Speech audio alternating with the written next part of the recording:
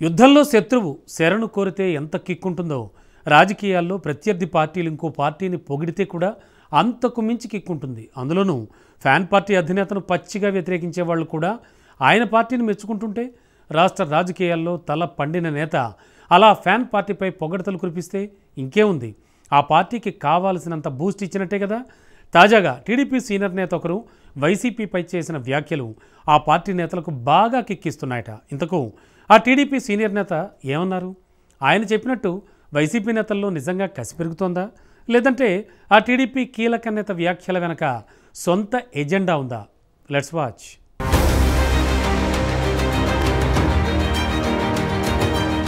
Telugu Desam party senior నేత యనమల రామకృష్ణుడు తన route మార్చినట్టు కనపడుతోంది. ప్రతిపక్షాన్ని విస్మరించకూడదని, వాళ్ళని తేలిగ్గా వదిలేస్తే పార్టీకి ఇబ్బందికరంగా మారుతుందని చేసిన వ్యాఖ్యలు ఇప్పుడు సంచలనంగా మారాయి.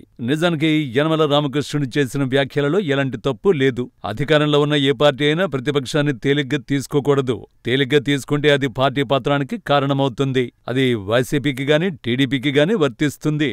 అయితే యనమల రామకృష్ణుడు ఎందుకు ఇలాంటి వ్యాఖ్యలు చేసి ఉండొచ్చన్న కోణంలో టీడీపీ అగ్రనాయకత్వం విచారణ జరుపుతోందట. తొలి నుంచి తెలుగుదేశం పార్టీలో ఉన్న యనమల రామకృష్ణుడుకు ఈసారి అధికారంలోకి వచ్చిన తర్వాత ఎలాంటి పదవి దక్కలేదు. పదవి కోసమే యనమల రామకృష్ణుడు ఇలాంటి వ్యాఖ్యలు చేస్తున్నారా అన్న అనుమానం కూడా టీడీపీ నేతల్లో వ్యక్తమవుతోంది. ఇంకా కొన్ని నెలల్లో రాజ్యసభ స్థానాలు ఖాళీ అవుతున్నాయి. తనను పార్టీ గుర్తించాలని యనమల రామకృష్ణుడు ఇలాంటి వ్యాఖ్యలు చేశారా అన్నది కూడా ఆలోచిస్తున్నారు. అయితే ఇప్పటికే యనమల రామకృష్ణుడు కుటుంబంలో అనేక మందికి పదవులుండడంతో ఆయనకు పదవి ఇవ్వడంపై అనుమానాలున్నాయి. యనమల రామకృష్ణుడికి మాత్రం రాజ్యసభకు వెళ్లాలని బలంగా ఉంది. పార్టీలో పోటీ తీవ్రంగా ఉన్న సమయంలో యనమల రామకృష్ణుడు ఇలాంటి వ్యాఖ్యలు చేయడంపై టీడీపీ అధిష్టానం పోస్టుమార్టం చేస్తున్నట్టు సమాచారం.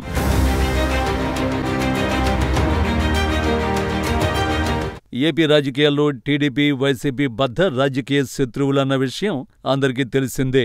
ప్రస్తుతం టీడీపీ అధికారంలో ఉంటే వైసీపీ ప్రతిపక్షంలో ఉంది. పొద్దున లేచిన దగ్గర నుంచి ఈ రెండు పార్టీల నేతలు ఒకరిపై ఒకరు విమర్శలు చేసుకుంటున్న సంగతి తెలిసిందే.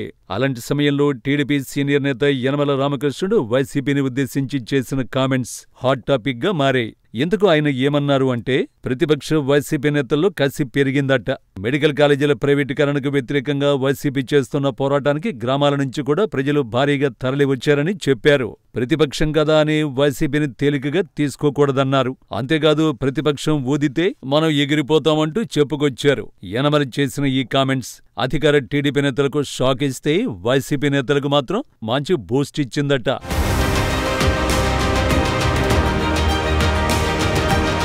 యనమల రామకృష్ణుడు రాష్ట్ర రాజకీయాల్లో చాలా సీనియర్ నాయకుడు. ఉమ్మడి ఆంధ్రప్రదేశ్లో స్పీకర్గా పనిచేశారు.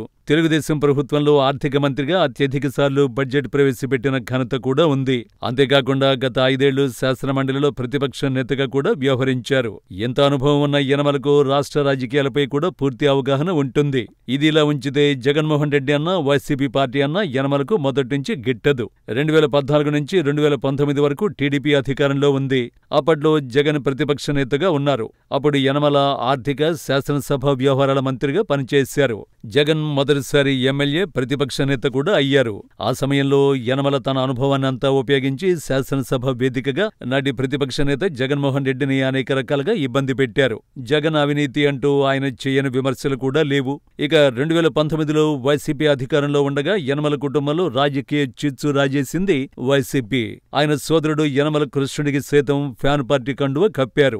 ఒక రకంగా యనమల సొంత నియోజకవర్గం తునిలో ఆయన్ని ఒంటరి చేసే ప్రయత్నం చేశారు వైసీపీ నేతలు.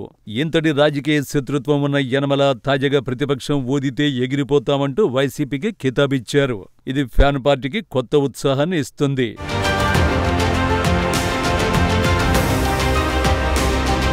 యనమల రామకృష్ణుడు కామెంట్స్ వెనుక వైసీపీపై ప్రేమ కంటే టీడీపీపై కోపమే ఎక్కువగా కనిపిస్తోందని కొందరు ఫ్యాన్ పార్టీ నేతలు విశ్లేషిస్తున్నారు. గతంలో యనమల టీడీపీలో నంబర్ 2గా చలమణి అయ్యారట. కానీ ప్రస్తుతం ఆయనకి టీడీపీలో సరైన ప్రాధాన్యం దక్కడం లేదని వైసీపీ నేతలు చెబుతున్నారు. రాష్ట్ర రాజకీయాలకు గుడ్ బై చెప్పి ఢిల్లీ రాజకీయాల్లో యనమల యాక్టివ్ అవ్వాలని తాపత్రయపడుతున్నారట. వీలుంటే రాజ్యసభ లేదంటే గవర్నర్ ఏదో ఒక పదవి కోసం ఎదురు చూస్తున్నారు. కానీ 2 కోరికలు నెరవేరకపోవడంతో టీడీపీ అధిష్టానంపై గుర్రుగా ఉన్నారట. దీంతో టీడీపీని బెదిరించడం కోసమే ఆయన వైసీపీ సానుకూల కామెంట్స్ చేశారని ఫ్యాన్ పార్టీ వర్గాలు అంటున్నాయి. రాజకీయంగా ఎవరు ఏం ఆశించి మాట్లాడినా అది అల్టిమేట్గా వైసీపీకి లాభం చేసేలా ఉంటే చాలని కొందరు వైసీపీ నేతలు అభిప్రాయపడుతున్నారు. మరోవైపు కొందరు అధికారులు కూడా ఈ మధ్యకాలంలో వైసీపీ నేతల్ని పర్సనల్గా కలుస్తున్నారట. కూటమి ప్రభుత్వం అధికారంలోకి వచ్చాక వైసీపీ నేతలపై కేసులు, అరెస్టులు అంటూ హడావిడి జరుగుతోంది. ఇప్పటికే కొందరు వైసీపీ నేతల్ని వివిధ కేసుల్లో పోలీసులు అరెస్ట్ చేశారు. వారిలో కొందరు బెయిల్పై బయటకొచ్చారు. అలా బెయిల్పై వచ్చిన వైసీపీ నేతల్ని కలుస్తున్న అధికారులు వారి అరెస్టు విషయంలో తమ తప్పేమీ లేదని, పైనుంచి వచ్చిన ఆదేశాలను మాత్రమే అమలు చేశామని చెబుతున్నారట. అలాగే తమపై మనసులో కోపం పెట్టుకోవద్దని కోరుతున్నారట. కేవలం ప్రత్యర్థి పార్టీ నేతలే కాదు, ప్రభుత్వ అధికారుల్లో కూడా మార్పు మొదలైందని, ఇది మన మంచికే అని వైసీపీ నేతలు చెప్పుకుంటున్నారట.